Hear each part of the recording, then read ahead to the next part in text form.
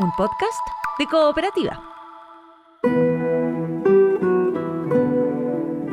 Este es un podcast sobre historias que suceden delante y detrás de la pantalla, sobre las personas que hacen películas, las personas que las ven y las personas que las sueñan.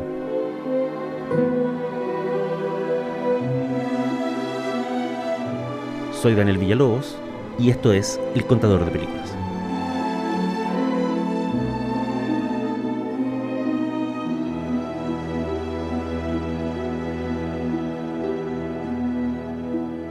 Esto es El Contador de Películas y la historia de hoy se llama Bienvenidos a la Siberia del Crimen.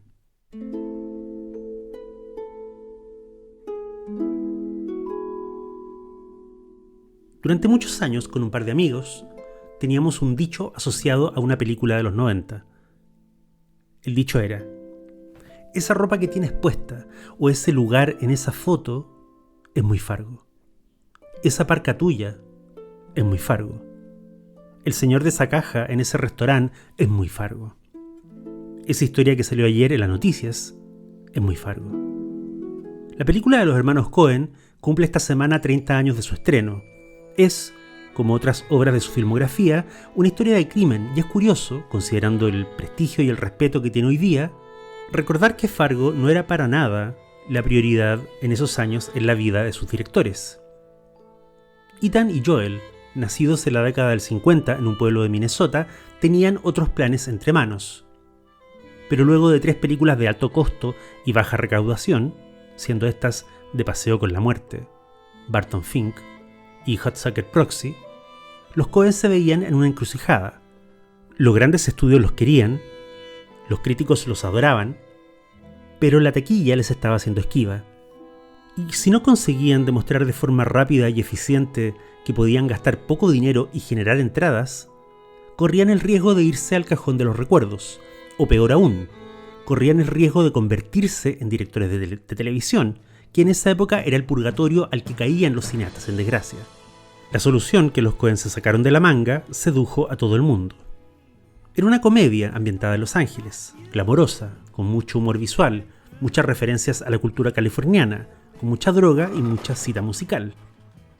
Era la historia de un tipo llamado Lebowski, a quien contrataban para encontrar a una mujer secuestrada. ¿Era una alfombra de valor? Era una... Sí, tío, de verdad, daba ambiente a la El habitación. gran Lebowski era un proyecto soñado para salir del letargo. Había un problema. Eso sí, el actor comprometido, Jeff Bridges, tenía que hacer otra película antes. Esperarlo significaba quedarse en pausa por 2 años. Los Coen cambiaron de estrategia y le dijeron al estudio: bueno, tenemos otra idea. Es una historia de crimen basada en hechos reales, ambientada en Minnesota en 1987. Enséñame su permiso y la documentación, por favor. Claro. No tiene sexo, no tiene drogas, no tiene playas californianas, ni rock and roll. El estudio les dio luz verde, pero también les dijo: tiene que costar menos de $7 millones.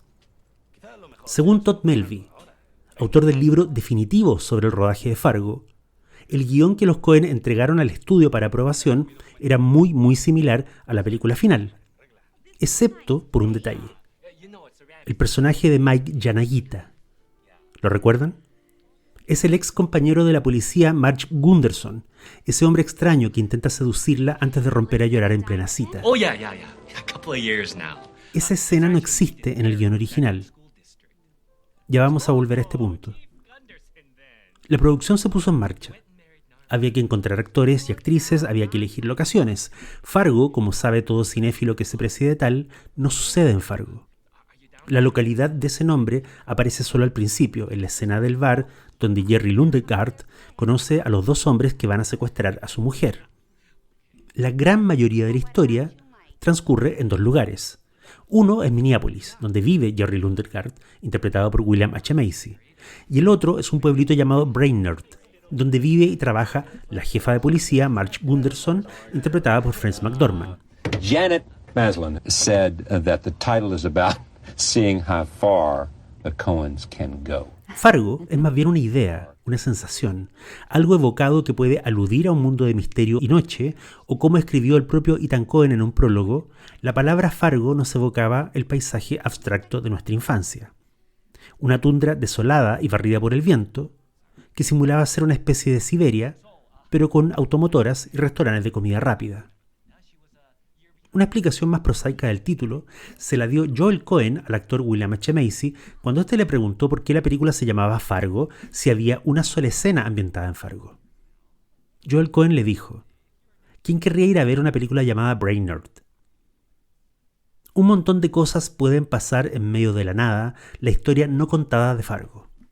Ese es el título del libro sobre las bambalinas del rodaje que escribió este señor llamado Todd Melby, quien no solo era un fan histórico del filme, sino además era un hombre nacido y criado en Minnesota. Melby entrevistó para su libro a casi todo el mundo, incluyendo al actor William H. Macy, que interpreta a Lundegaard en la película y que se avino a escribir el prólogo del libro de Melby. En ese prólogo, Macy cuenta varias cosas. Una de ellas, la más impactante, es que cuando le telefonearon para decirle que había obtenido el papel, estaba solo en una cabaña, y su reacción fue salir al exterior y gritar durante varios minutos. Otra cosa que cuenta es que los hermanos Cohen apenas le dieron instrucciones durante el rodaje, excepto una, que jamás olvidara golpear las botas contra el suelo antes de entrar a un lugar techado. Did you audition? 3 times. Y otro gran detalle, uno que le cuenta a Melby ya en el transcurso del libro, es que Macy estaba tan ansioso y tan convencido de ser el actor indicado que en un momento, luego de haber audicionado ya un par de veces para los Cohen, decidió tomar un avión a Nueva York y visitarlos, así de sorpresa. Y su frase de entrada fue: vine porque me da miedo que cometan un gran error y escojan a otro tipo para hacer este papel. También le dijo a uno de los hermanos: si no me dan este papel, mataré a tu perro. Por suerte, al otro tipo le hizo gracia. Macy no lo sabía en ese momento, pero a esas alturas los Cohen se debatían entre dos candidatos para el rol de Jerry Lundegaard. Uno era, obvio, William H. Macy. El otro era un actor que no conocía a casi nadie fuera de Minnesota. Se llamaba Bill Choppert, y su carrera se reducía a muchos papeles en teatro y a una comedia romántica de 1982 filmada y ambientada en Minnesota titulada Avisos Personales. Choppert tenía mucha menos experiencia que William H. Macy, pero era de Minnesota, conocía a la gente, dominaba a la perfección los acentos locales y tenía el aspecto exacto que los Cohen imaginaban para el personaje. Entonces, ¿por qué Macy terminó siendo Jerry Lundegaard? Ya vamos a volver a esto, al final. Por otro lado, a fines de los 80, el cineasta sueco Ingmar Bergman, que además era un reputado director teatral, llevó a Nueva York su montaje de Hamlet. El actor que interpretaba al príncipe de Dinamarca en ese montaje era un entonces desconocido Peter Stormare. Los Cohen se enamoraron de él y querían trabajar con él. Stormare no estaba convencido. Le ofrecieron roles, dijo que no, etcétera, etcétera. Pasaron los años, llegó la hora de armar el casting de Fargo y le ofrecieron con gran pompa el rol de Geir Gimsrud, el compañero criminal de Buscemi. Es un papel muy importante en la historia, les dijeron los Cohen. Stormare leyó el guión y no entendió nada. ¿Dónde está el papel que dicen ellos? Casi no tiene líneas. Este tipo apenas habla. Stormare estuvo a punto de rechazar a los Cohen, de nuevo, pero le intrigaba el mundo de la película y además admiraba los trabajos previos de los hermanos. Contra su instinto, aceptó el rol y Fargo terminó siendo su puerta de entrada al cine de Hollywood. Otra historia interesante es la de Steve Reeves, quien interpreta al mecánico Shep Proudfoot, el hombre que pone en contacto a Jerry Lundegaard con el mundo criminal. Reeves era un actor de origen indígena, nacido y criado en una reservación en Montana. Había aparecido en Danza con Lobos, en The Doors y en la biopic del jefe guerrero Jerónimo. Era un actor experimentado desde ese punto de vista y los Cohen estuvieron felices de castearlo para el rol de Proudfoot. Pero a la hora de filmar, descubrieron que su voz no era suficientemente profunda ni ruda como para transmitir la amenaza del personaje, en particular en la escena en la que le da una paliza a Steve Buscemi. La solución de los Cohen, que se mantuvo en reserva por varios años, fue pedirle a otro actor, un actor caucásico, para que doblara a Steve Reeves. Y el elegido fue un compañero de casting llamado Bruce Bond. Bruce Bond interpreta al oficial Lou, el policía delgado y narigón que se queda parado con un café en la mano en la carretera mientras su jefa embarazada investiga el lugar del crimen. Y esto nos lleva a Frances McDormand. Casada con Joel Cohen desde 1984, McDormand había protagonizado Simplemente Sangre, el primer filme de los hermanos. Luego apareció en roles secundarios en Educando Arizona y De Paseo con la Muerte, pero su carrera en general había avanzado lejos de la órbita de los Cohen. Hasta que llega el año 1996 y llega la urgencia para los Cohen de hacer una película económica, rápida y atractiva que les quite de encima el aura de autores de culto. Y le ofrecen a Frances McDormand el rol de Marge Gunderson, esta policía embarazada de modales bonachones y aspecto inofensivo. En un principio, ella no entiende el papel. No se identifica con el personaje, no se siente capaz de interpretarla y no comprende por qué esta mujer que vive una existencia anodina en Brainerd es la protagonista del filme. Los Cohen la convencen. McDormand se adentra en el personaje. Estudia el acento de Minnesota, que es una de las cosas que obsesionan a los hermanos. Y, lo más interesante de todo, se junta con una policía embarazada de la zona que le enseña distintos aspectos del trabajo administrativo y también la entrena en cómo sostener y cargar un arma. Esta policía le menciona, además, que cada vez que le toca a ella disparar su arma, su guagua la patea en el vientre. No hay manera de que ese dato, perturbador y alucinante, se muestre en pantalla, pero Frances McDormand lo memoriza y 25 años después se lo cuenta a Todd Melby para su libro. Marge Gunderson se ha vuelto con los años uno de los personajes icónicos del universo Cohen y una de las heroínas más queridas del cine de los 90. Pero Ethan Cohen, por supuesto, tiene una opinión diferente al resto. Según él, siempre vio a Marge como una especie de villana. Y tanto a él como a su hermano les sorprendió la buena recepción que el personaje tuvo con el público. Al respecto dijo: hay cosas admirables en ella, pero está tan segura de sí misma que llega a ser inquietante. No es un personaje capaz de dudar o tener cierta introspección. Yo me identifico mucho más con el personaje de Steve Buscemi, que me parece la clásica persona cuerda que cae en una tierra de locos. Esa idea de la Minnesota de los Cohen como un lugar extraño, cubierto de nieve y donde abundan las personas desequilibradas, tiene al final su expresión definitiva en el personaje de Mike Yanagita. Como decíamos antes, Yanagita no aparece en la primera versión terminada del guión. El propio William H. Macy se preguntaba durante el rodaje cómo encajaba en toda la intriga esas dos escenas que implicaban al ex compañero de colegio de Marge. Yanagita aparece de la nada, a través de una llamada telefónica a la casa de los Gunderson. Marge y él tienen una cita en un bar, donde el hombre le cuenta a la protagonista que estuvo casado y que su mujer murió de leucemia. Linda had leukemia, you know. Estoy tan solo, le dice de pronto, y se pone a llorar. ¿Qué es lo que está buscando este tipo? En apariencia, sexo. O tal vez contacto, conexión con otro ser humano, la misma conexión que Marge lamenta que el mundo esté perdiendo en su monólogo final en el auto con el detenido. Mike Yanagita no quiere dinero, como la mayoría de los personajes de Fargo. Es una de las figuras más amables que encuentra Marge en la historia y al mismo tiempo es uno de los hombres más inquietantes.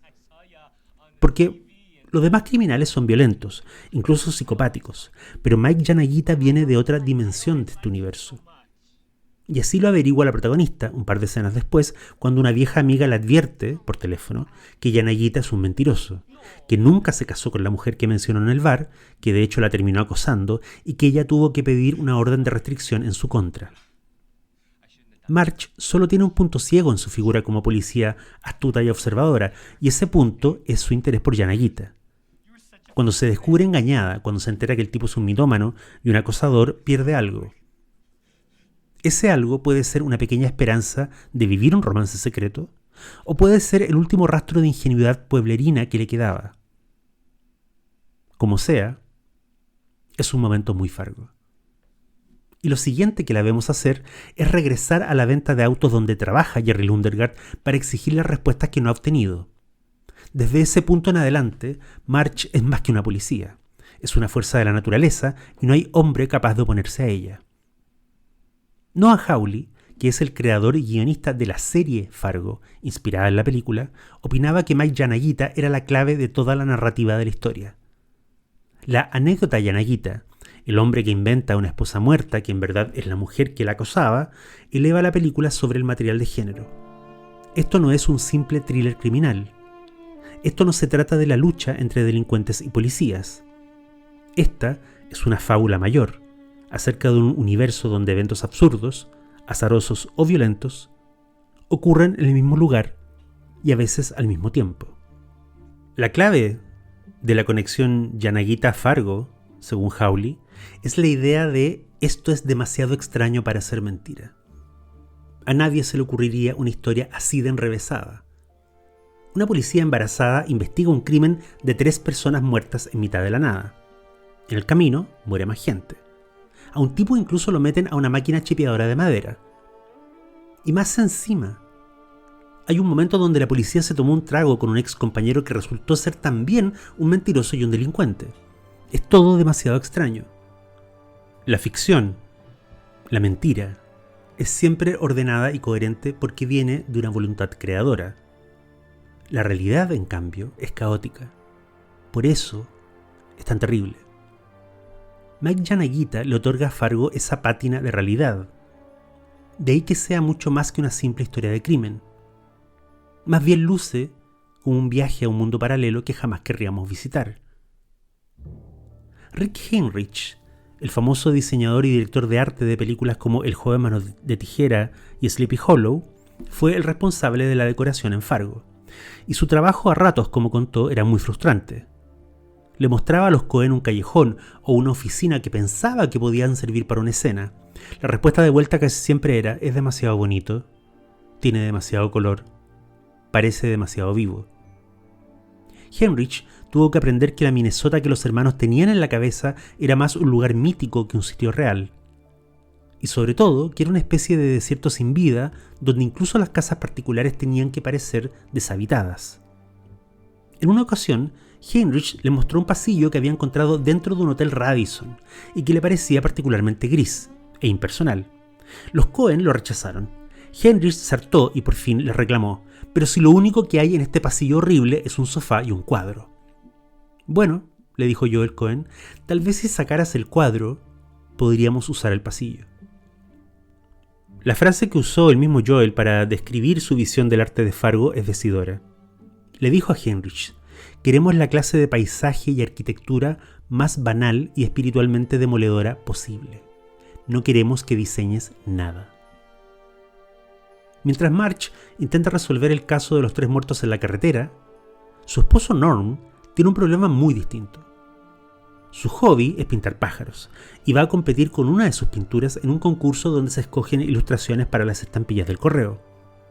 El desafío es que su competencia son los Hauptmanns, de quienes no se sabe mucho, salvo que al parecer son pintores muy exitosos. Los Hauptmanns finalmente se quedan con la estampilla de 29 centavos, que era la mejor, y Norm se queda con la de 3. Marge lo consuela recordándole lo obvio: cuando la gente necesita estampillas y hay poca plata, siempre termina recurriendo a las más pequeñas. Lo interesante es que los Hauptmanns son una familia real, que vivía en el barrio de los Coen cuando estos eran niños. De los 5 chicos Hauptmanns originales, 3 de ellos terminaron siendo pintores y cosecharon diversos triunfos a nivel nacional entre 1987 y el 2017. Pero fuera del mundo doméstico de los Gunderson, con sus huevos revueltos, sus fricassés de pollo y sus estampillas, está el universo cruel de la parte de los crímenes. Está la brutalidad del personaje de Steve Buscemi, que recibe una paliza de parte de Proudfoot, más un tiro en la cara de parte del suegro de Jerry, y ambas cosas lo convierten en un pistolero sanguinario que solo puede ser detenido con un hacha. Y una vez despachado, claro, a Buscemi le toca ser destazado y molido a través de una máquina chipeadora de madera, en una de las escenas icónicas de Fargo.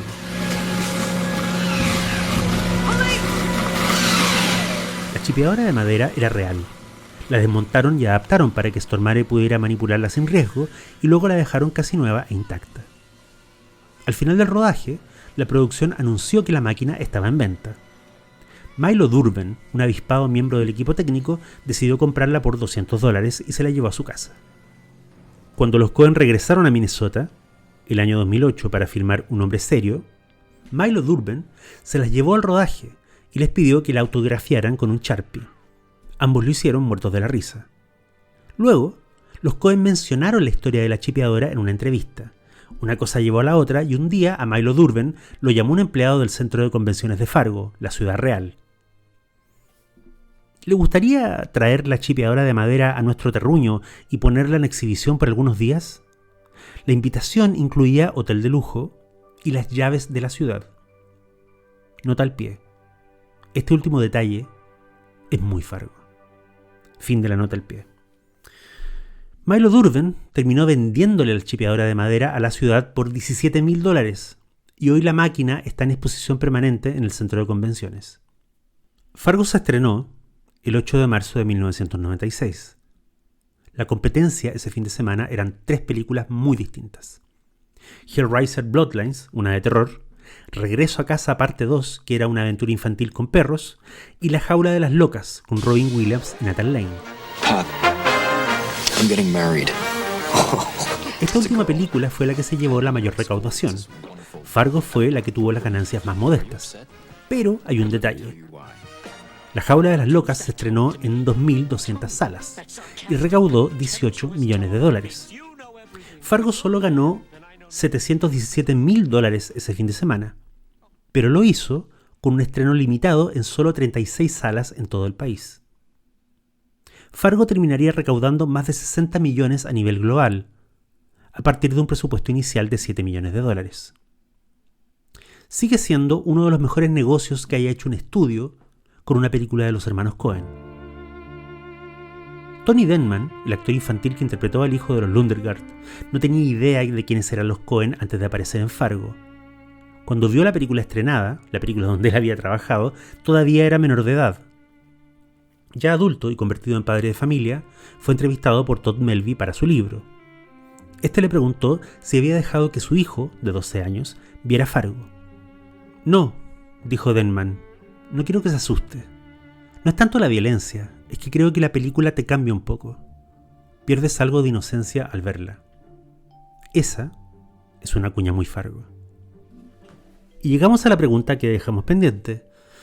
¿Por qué William H. Macy terminó siendo Jerry Lundegaard?